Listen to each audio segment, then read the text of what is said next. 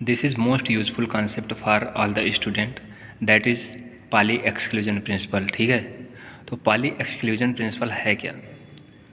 तो पाली exclusion principle जो है बस इतना ही बताता है कि जैसे कोई एटम है, ठीक, तो ये जो एटम है, ठीक, इस एटम में बहुत सारे इलेक्ट्रॉन होंगे, इस एटम में बहुत सारे इलेक्ट्रॉन मौजूद होंगे, लेकिन इस एटम में मौजूद किन्हीं भी दो इलेक्ट्रॉनों के लिए अगर हम क्वांटम संख्याएं ज्ञात करें, क्या चीज़, इस एटम में मौजूद किन्हीं भी दो इलेक्ट्रॉनों के लिए हम उनकी सभी क्वांटम संख्याएं ज्ञात करें, ठीक है, इसके लिए भी सभी क्वांटम संख्या ज्ञात करें और इसके लिए भी सभी क्वांटम संख्या ज्ञात करें, मतलब कोई भी दो इलेक्ट्रॉन, उनकी अगर चारों क्वांटम संख्याएं हम ज्ञात करते हैं तो ऐसा किसी भी हाल में संभव नहीं होगा कि उन दोनों के लिए सभी क्वांटम संख्याएं आपस में मैच कर जाएं। कहने का मतलब किसी भी परमाणु में किन्हीं दो इलेक्ट्रॉनों के लिए, किसी भी परमाणु में किन्हीं भी दो इलेक्ट्रॉनों के लिए उनकी चारों क्वांटम संख्याएं कभी भी समान नहीं होती हैं, ठीक है। अगर दो तीन मैच भी कर जाएं तो चौथी मैच नहीं करती है, ठीक है, चौथी जरूर डिफरेंट हो जाती है, ठीक है। तो ये मुख्य कॉन्सेप्ट है पाली एक्सक्लूजन प्रिंसिपल का। जैसे क्लोरीन का परमाणु क्रमांक 17 है, क्या चीज़, परमाणु क्रमांक जो क्लोरीन का है वो 17 है। अब इस क्लोरीन के मैं दूसरे और पाँचवें इलेक्ट्रॉन की चारों क्वांटम संख्याएं ज्ञात करूं, ठीक है, तो ऐसा हो सकता है दूसरे इलेक्ट्रॉन के लिए और पाँचवें इलेक्ट्रॉन के लिए तीन क्वांटम संख्याएं n, l, m मैच कर जाएं, ठीक है। इसके लिए n, l, m, जो n, l, मतलब nlm इसके लिए हो पाँचवें इलेक्ट्रॉन के लिए, वही nlm इस दूसरे इलेक्ट्रॉन के लिए भी हो जाए, ठीक है। ऐसा हो सकता है कि तीन क्वांटम संख्याएं आपस में बराबर हो जाएं, लेकिन चौथी क्वांटम संख्या जो यस होगी वो हमेशा इन दोनों के लिए अलग अलग होगी, ठीक है। या ऐसा भी हो सकता है कि इन दोनों के लिए l, m, s मैच कर जाए, ये तीनों मैच कर जाए, लेकिन जो क्या नाम है n है वो मैच नहीं करेगा, मतलब एक ना एक जो है वो डिफरेंट हो जाएगा। हो सकता है तीन समान दो इलेक्ट्रॉनों के लिए तीन जो हैं वो मैच कर जाए, जो इसके लिए हो वही उसके लिए भी हो जाए, लेकिन जो चौथी होगी वो हमेशा ही डिफरेंट होगी, ठीक है। बस यही ये स्टेटमेंट बताना चाहता है, ठीक है।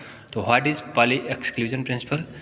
सो पाली exclusion principle states that for any two electron present in an atom it is impossible to become all the quantum number same, ठीक है, मतलब किसी भी दो इलेक्ट्रॉन के लिए उनकी चारों क्वांटम संख्याएं किसी भी हाल में आपस में समान नहीं होंगी।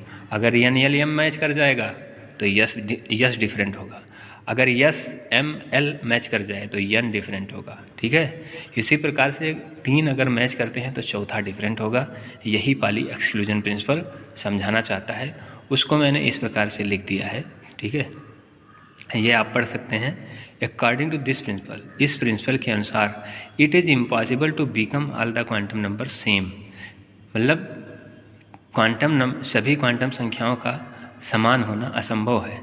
किसके लिए? फॉर एनी टू इलेक्ट्रॉन, किन्हीं भी दो इलेक्ट्रॉनों के लिए।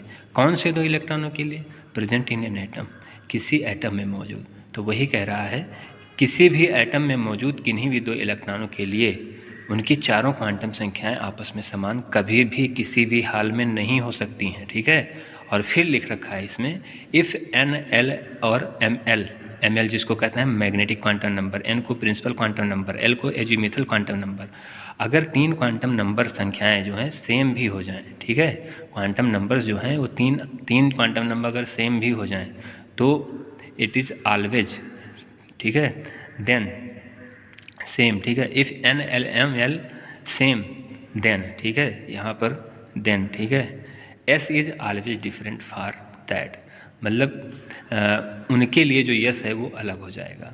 अगर n, l, m उन दोनों के लिए सेम हो जाए तो यस हमेशा डिफरेंट होगा, और अगर l, m, s सेम हो जाए तो n डिफरेंट होगा, और अगर n, l, s सेम हो जाए तो यम एल डिफरेंट होगा, ठीक है।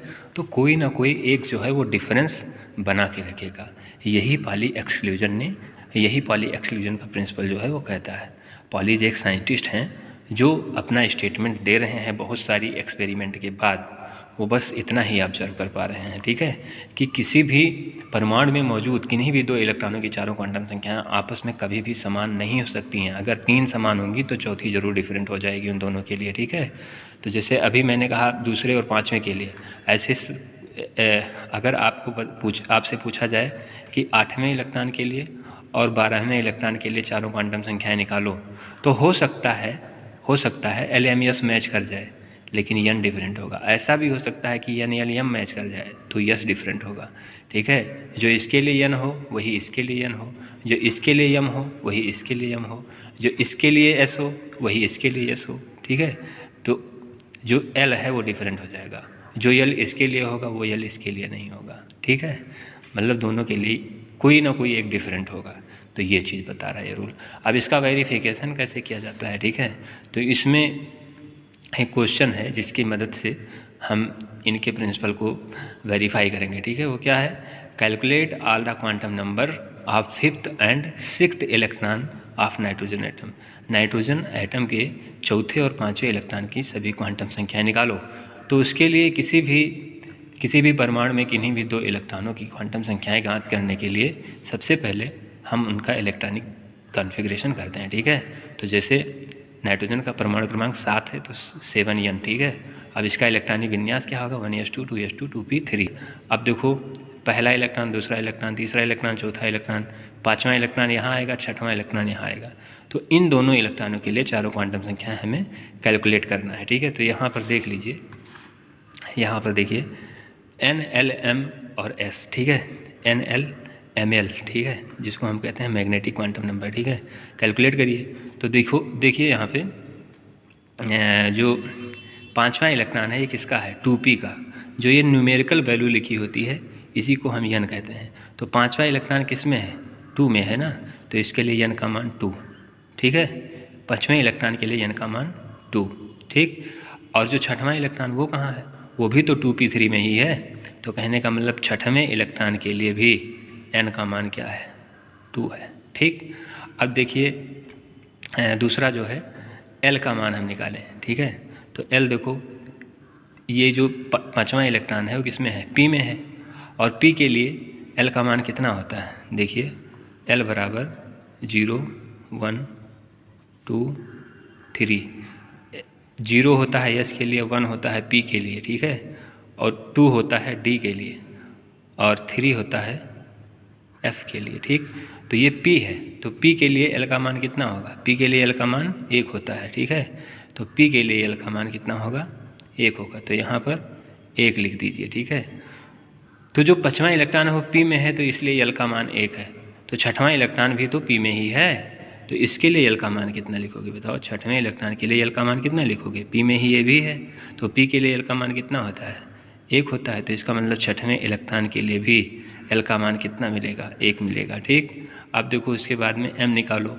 तो देखो 5वां इलेक्ट्रॉन जो है इसमें है और इसके लिए m का मान कितना है, +1 है, ठीक। तो +1 लिख दिया। और 6वां इलेक्ट्रॉन किस में है, ये देखो इसके सामने क्या है, 0 है ना, देखिए ध्यान से देखिए, इसके सामने क्या है, 0 है। तो इसके लिए क्या लिखोगे, 0 लिखोगे ना। 6वें इलेक्ट्रॉन के लिए जो ml है वो कितना होगा, 0 होगा, कितना होगा, 0 होगा। अब देखो 7वें इलेक्ट्रॉन, 5वें इलेक्ट्रॉन के लिए यस का मान, अगर ऐसी स्पिन होती है तो यस क्या होता है, +1/2। तो ऐसी स्पिन है तो यहाँ पे यस कितना होगा, +1/2, ठीक। और यहाँ भी +1/2, ठीक है। तो यहाँ पे आपने क्या देखा, +1/2 क्यों कहा, क्योंकि 6वां इलेक्ट्रॉन भी तो ऐसे ही है, तो इसके लिए +1/2 है तो इसके लिए भी +1/2 ही होगा, ठीक है। तो दोनों के लिए +1/2। तो इसमें हमने क्या देखा, हमने इन मतलब नाइट्रोजन एटम में उपस्थित 2 इलेक्ट्रॉन्स, 5वें और 6वें इलेक्ट्रॉन जो हैं उनके लिए चारों क्वांटम संख्याएं हमने यहाँ पे ज्ञात किया। अब जो पाली जो हमें बता रहे हैं कि किसी परमाणु में मौजूद किन्हीं भी 2 इलेक्ट्रॉनों की चारों क्वांटम संख्याएं आपस में समान नहीं हो सकती हैं, अगर 3 समान होती है तो चौथी डिफरेंट जरूर होगी, ठीक है। तो क्या ये स्टेटमेंट इनका वेरीफाई हो रहा है, तो देख लीजिए यहाँ पर देखिए 5वें इलेक्ट्रॉन के लिए n कितना है, 2, और 6वें इलेक्ट्रॉन के लिए n कितना है, 2। तो कहने का मतलब n क्वांटम संख्या दोनों के लिए सेम है, ठीक है। 5वें इलेक्ट्रॉन के लिए यल क्वांटम संख्या 1 है और 6वें इलेक्ट्रॉन के यल क्वांटम संख्या 1 है। तो कहने का मतलब इन दोनों इलेक्ट्रॉनों के लिए यल एजीमुथल क्वांटम संख्या भी दोनों के लिए सेम है, ठीक है। अब ml पर जाइए, मैग्नेटिक क्वांटम नंबर। तो मैग्नेटिक क्वांटम नंबर जब 5वें इलेक्ट्रॉन का निकाल रहे हैं तो हमें क्या मिल रहा है, +1, और मैग्नेटिक क्वांटम नंबर जब 6वें इलेक्ट्रॉन का निकाल रहे हैं तब क्या मिल रहा है, 0। तो देखो ये दोनों डिफरेंट हो गया कि नहीं हो गया। अब देखो पाली का एक्सक्लूजन प्रिंसिपल वेरीफाई हो गया कि नहीं वेरीफाई हो गया। वो कह रहे हैं चारों क्वांटम संख्याएं आपस में बराबर नहीं होंगी, अगर 3 समान भी हो जाती हैं तो चौथी जरूर डिफरेंट होगी, ठीक है। और ऐसा भी होता है कि कभी कभी 2 से 3 क्वांटम संख्याएं एक दूसरे से डिफरेंट होती हैं, ठीक है। लेकिन इनका कहने का मतलब है कि ऐसा कभी नहीं होगा कि चारों समान हो जाएं, मतलब हमेशा हर हाल में जो एक क्वांटम संख्या है वो दोनों एक दूसरे से अलग रहेगी। तो देखो 5वें इलेक्ट्रॉन के लिए यस कितना है, +1/2, और 6वें इलेक्ट्रॉन के लिए यस कितना है, स्पिन क्वांटम नंबर, वो भी +1/2 है। तो देखो 3 क्वांटम संख्याएं तो मैच कर रही हैं लेकिन चौथी क्वांटम संख्या मैच नहीं कर रही है। इसका मतलब यहाँ से जो है पाली एक्सक्लूजन प्रिंसिपल वेरीफाई हो गया, ठीक है। एक क्वेश्चन अब इसका आप स्क्रीनशॉट कर लीजिए, ठीक है, बाद में कहने को ना रहे कि स्क्रीनशॉट नहीं मिला, ठीक है। ये देख लीजिए अच्छे से, ठीक, वेरी गुड। अब देखो यहाँ पर एक क्वेश्चन है आपके लिए, ठीक है। जैसे मेरा जो क्वेश्चन है, फाइंड ऑल क्वांटम नंबर्स, आप लिख लीजिए ये क्या है, क्वांटम नंबर्स फॉर क्या नाम है, हाँ चलो ठीक है, 11th and 12th electron of Cl atom, ठीक है। क्लोरीन एटम के 11वें और 12वें इलेक्ट्रॉन के लिए चारों क्वांटम संख्याएं निकालो। तो सबसे पहले आपको क्या लिखना है, इलेक्ट्रॉनिक कॉन्फ़िगरेशन, ठीक है। तो लिखो 1s2 2s2 2p 6 3s2 और 3p 5, ठीक है। देखो यहाँ पे 2 2 4 6 10 2 12 5 17, ठीक है। तो इसमें आप जो है देखो कि 11वां और 12वां इलेक्ट्रॉन कहाँ आएगा, ठीक है, उसी को केवल ड्रा कर दो, उसी के लिए चारों क्वांटम संख्याएं निकालो। तो देखो 2 2 4 6 10, 11वां 12वां यहीं आ रहा है और इन्हीं दोनों का आपको क्वांटम नंबर निकालना है, ठीक, यही दोनों हैं। ये कौन सा है, 11वां है, और ये कौन सा है, 12वां है, ठीक। तो निकालो 11वें के लिए और 12वें के लिए NL ML S, ठीक है। तो देखो N कितना होगा, जो 12वां इलेक्ट्रॉन है उसके आगे क्या है, 3 है ना, 12वां यहीं तो आएगा, तो 3 है तो N कितना होगा, 3 होगा। L कितना होगा, S सबसेल है ना, तो आप लोग अब जानते हैं ना S सबसेल L बराबर 0, 1, 2, 3, 0 S के लिए, 1 P के लिए, 2 D के लिए, 3 F के लिए, ठीक। तो ये किस में है, 12वां इलेक्ट्रॉन S में है। तो S के लिए जो L की वैल्यू होती है कितनी होती है, 0 होती है, ठीक। N भी 12वें के लिए भी साथ में निकालो, ठीक है। 12वां इलेक्ट्रॉन ये है तो इसके लिए N क्या है, यही है ना, तो यही है, तो इसके लिए 3। और L जैसे 11वां इलेक्ट्रॉन S में है ऐसे ही 12वां इलेक्ट्रॉन भी तो S में ही है, तो उसके लिए भी L का मान क्या होगा, 0 होगा, ठीक है। ML देखो S के लिए हमेशा क्या होता है, 0 होता है, क्या होता है, 0 होता है, ठीक है। तो ML कितना आएगा, 0। 11वें की क्वांटम संख्या ML बराबर 0, 12वें की क्वांटम संख्या ML बराबर कितना आई, 0 ही आएगी, क्योंकि वो भी तो क्या नाम है, उसके लिए भी तो क्या है, वो क्या नाम, मैग्नेटिक क्वांटम नंबर 0 है, ठीक। तो यहाँ पर 0। और यस देखो स्पिन, इसकी स्पिन क्या है, 11वें इलेक्ट्रॉन की स्पिन क्लॉकवाइज है तो +1/2, और 12वें इलेक्ट्रॉन की स्पिन कितनी है, एंटी क्लॉकवाइज, तो उसके लिए S का मान -1/2। देखो ये ऐसे है ना, तो इसके लिए S का मान क्या होता है, -1/2। तो यहाँ पर हमने क्या देखा, यहाँ पर हमने क्या देखा, ठीक है, इतने को देखिए आप, ठीक। यहाँ पर हम क्या देख रहे हैं कि यहाँ पर 11वें और 12वें इलेक्ट्रॉन के लिए n और L और m, देखो 11वें इलेक्ट्रॉन के लिए n3, 12वें इलेक्ट्रॉन के लिए n3 और 11वें इलेक्ट्रॉन के लिए L0, 12वें इलेक्ट्रॉन के लिए L0, 11वें इलेक्ट्रॉन के लिए Ml 0, 12वें इलेक्ट्रॉन के लिए Ml 0। तो तीनों क्वांटम संख्याएं इन दोनों इलेक्ट्रॉन के लिए सेम हो रही हैं, लेकिन देखो चौथी क्वांटम संख्या फिर से कंट्राडिक्शन पैदा कर रही है। कितनी है? +1/2। और फिर 11वें इलेक्ट्रॉन के लिए यस कितना है? +1/2। और 12वें इलेक्ट्रॉन के लिए यस कितना है? -1/2। तो देखो यहाँ से फिर से पाली का जो एक्सक्लूजन प्रिंसिपल है वो फिर से वेरीफाई हो गया। ठीक है, तो ये बहुत अच्छे से समझ में आ गया होगा। ठीक है, तो अब लेक्चर को यहीं पर एंड कर देना चाहिए मुझे लगता है। ठीक है, अब इसको और ज़्यादा समझाने का कोई मतलब मेरे ख्याल से नहीं है। ठीक है, इसी तरह से आप इलेक्ट्रॉनों को मतलब गोला कर लीजिए कौन कौन सा इलेक्ट्रॉन है जिसकी क्वांटम संख्याएं निकालनी है, आप उस हिसाब से NL MS निकाल लीजिए। ठीक है, उसके बाद में देख लीजिए सेम हो रहे हैं कि नहीं हो रहे हैं। तो ऐसा कभी नहीं होगा कि चारों जो क्वांटम संख्याएं हैं वो सेम हो जाएंगी। ठीक है, वो हमेशा डिफरेंट होगी। एक बात और जान लीजिए, अगर 2 इलेक्ट्रॉन के लिए जो n है वो अलग अलग हो तो कहने का मतलब पाली एक्सक्लूजन प्रिंसिपल तो वेरीफाई हो गया, क्योंकि n डिफरेंट हो गया ना। एक क्वांटम संख्या डिफरेंट होनी चाहिए हर हाल में।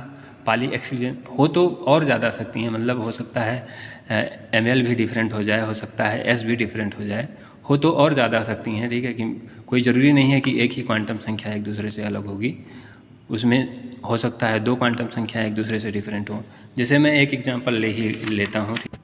जैसे यहाँ पे क्या लिखा है, find all the quantum number for 1 and 16th electron of chlorine atom. Chlorine atom के पहले और 16वें इलेक्ट्रॉन की चारों क्वांटम संख्याएं निकालो। तो देखो पहले क्लोरीन जो है, क्लोरीन का परमाणु क्रमांक कितना है? 17। तो इसका इलेक्ट्रॉनिक कॉन्फ़िगरेशन करेंगे तो ये आएगा। तो पहला इलेक्ट्रॉन कहाँ है? पहला इलेक्ट्रॉन यहाँ है, तो इसको ड्रा कर लीजिए। और 16वां इलेक्ट्रॉन कहाँ है बताओ? देखो 2, 2, 4, 6, 10, 2, 12, फिर 13, 14, 15, 16। तो ये 16वां इलेक्ट्रॉन है। ठीक, और पहला इलेक्ट्रॉन कौन है? ये। ठीक, पहला इलेक्ट्रॉन ये है, तो इसके लिए n कितना होगा? देखो आगे क्या लिखा है, n बराबर 1। ठीक, ये किसके लिए? अब मैं लिख दे रहा हूँ, पहला इलेक्ट्रॉन और 16वां इलेक्ट्रॉन। ठीक, और यहाँ से हम N, L, Ml और MS या फिर S, ठीक है, निकालेंगे। तो देखो पहले इलेक्ट्रॉन के लिए n कितना है? पहले इलेक्ट्रॉन के लिए n 1 है। L कितना है? अरे पहला इलेक्ट्रॉन यस में है, तो यस के लिए L का मान कितना होता है? 0 होता है। ठीक, M कितना है? M कितना होता है? S के लिए हमेशा 0 होता है। और फिर MS मतलब इसकी स्पिन कैसी है? क्लॉकवाइज, तो कितना आएगा? क्लॉकवाइज के लिए +1/2 आता है। ठीक है, अब इसका निकाल लो 16वें इलेक्ट्रॉन का। 16वां इलेक्ट्रॉन यहाँ है ना, देखो 2, 2, 4, 6, 10, 2, 12 और फिर 13, 14, 15 और फिर 16। ठीक है, तो 16वां इलेक्ट्रॉन यहाँ है, तो 16वें इलेक्ट्रॉन के लिए n कितना है बताओ? आगे क्या लिखा है? इसमें है तो 3 है ना, तो कितना आएगा? 3 आएगा। ठीक है, और फिर L कितना आएगा? P। 16वां इलेक्ट्रॉन P में है, तो P के लिए L का मान कितना होता है? 1 होता है। ठीक, तो 1 लिख दिया। और फिर देखो Ml कितना है इसमें? देखो P के लिए +1 होता है, फिर 0 होता है, फिर -1 होता है। ठीक है, तो देखो 16वां इलेक्ट्रॉन किस में है? +1 में है ना, तो यहाँ पे Ml कितना होगा? +1। और फिर जो MS है वो देखो ये एंटी क्लॉकवाइज डायरेक्शन में है, तो कितना आएगा? -1/2। तो देखो यहाँ पे क्लोरीन के पहले और 16वें इलेक्ट्रॉन की जब हमने चारों क्वांटम संख्याएं ज्ञात की तो हमें क्या मिला? N भी डिफरेंट है, L भी डिफरेंट है, Ml भी डिफरेंट है, S भी डिफरेंट है, मतलब चारों क्वांटम संख्याएं डिफरेंट हो गई। तो ये क्या पाली एक्सक्लूजन प्रिंसिपल को वेरीफाई नहीं कर रहा है? तो ये भी कर रहा है। ठीक है, यहाँ से भी पाली एक्सक्लूजन प्रिंसिपल वेरीफाई हो रहा है, क्योंकि पाली एक्सक्लूजन प्रिंसिपल यही कहता है कि हो तो बहुत सारी क्वांटम, जितनी भी क्वांटम संख्याएं हैं वो सब एक दूसरे से डिफरेंट हो सकती हैं किन्हीं भी 2 इलेक्ट्रॉनों के लिए, लेकिन ऐसा हमेशा पाया जाएगा कि जो एक क्वांटम संख्या है वो एक दूसरे की जो होगी वो कभी मैच नहीं करेगी। ठीक है, हो सकता है 3 मैच कर जाएं, हो सकता है 3 मैच कर जाएं, लेकिन चौथी कभी भी मैच नहीं करेगी, ठीक है, चौथी ज़रूर डिफरेंट हो जाएगी। तो अब ये दिमाग में मत पाल लेना कि वो कह रहे हैं कि 3 क्वांटम संख्याएं जो होती हैं वो सेम हो सकती हैं, चौथी डिफरेंट रहेगी, तो इसका मतलब ये हुआ कि 3 हमेशा सेम रहेगी, चौथी डिफरेंट रहेगी। ऐसा कुछ नहीं है। ऐसा हो सकता है कि उनकी चारों क्वांटम संख्याएं एक दूसरे से डिफरेंट हों, ठीक है। ऐसा हो सकता है कि उन किन्हीं भी 2 इलेक्ट्रॉनों की किसी एटम में अगर मौजूदगी है तो उन दोनों इलेक्ट्रॉनों के लिए चारों क्वांटम संख्याएं भी अलग हो सकती हैं, ठीक है। ये तो पाली एक्सक्लूजन प्रिंसिपल को वेरीफाई कर ही रहा है, ठीक है। लेकिन कभी ऐसा नहीं होगा कि उनकी चारों क्वांटम संख्याएं आपस में सेम हो जाएं, ठीक है। मतलब चारों क्वांटम संख्याएं डिफरेंट तो हो सकती हैं, लेकिन चारों क्वांटम संख्याएं सेम कभी नहीं होंगी, ठीक है। ये वर्ड हमेशा याद रखिए। पाली एक्सक्लूजन प्रिंसिपल जो है ये बस यही कहता है, हो सकता है कि चारों क्वांटम संख्याएं जो हैं वो डिफरेंट हो जाएं कभी कभी, जैसा यहाँ पर देखा गया कि चारों क्वांटम संख्याएं एक दूसरे से डिफरेंट हैं, लेकिन ऐसा कभी नहीं होगा कि चारों क्वांटम संख्याएं सेम हों। ये वर्ड आप चाहें तो कॉपी पर लिख सकते हैं, ठीक है। ऐसा हो सकता है कि चारों क्वांटम संख्याएं एक दूसरे की डिफरेंट रहें, लेकिन ऐसा कभी नहीं होगा कि उनकी चारों क्वांटम संख्याएं सेम हो जाएं, ठीक है। अगर कभी ऐसा इत्तेफाक से हो जाए कि 3 क्वांटम संख्याएं आपस में बराबर हो गई दोनों इलेक्ट्रॉनों के लिए, तो उनकी जो चौथी क्वांटम संख्या है वो आपस में बराबर कभी नहीं होगी, वो उन दोनों के लिए अलग हमेशा पाई जाएगी, ठीक है। तो बस अब यहीं तक लेक्चर को एंड करते हैं, ठीक है। तो okay, thanks for watching the video, और इस वीडियो को लाइक शेयर और सब्सक्राइब करना कभी भी मत भूलना, ठीक है। भूलना नहीं है, लाइक भी करना है, शेयर भी करना है, सब्सक्राइब भी करना है चैनल को।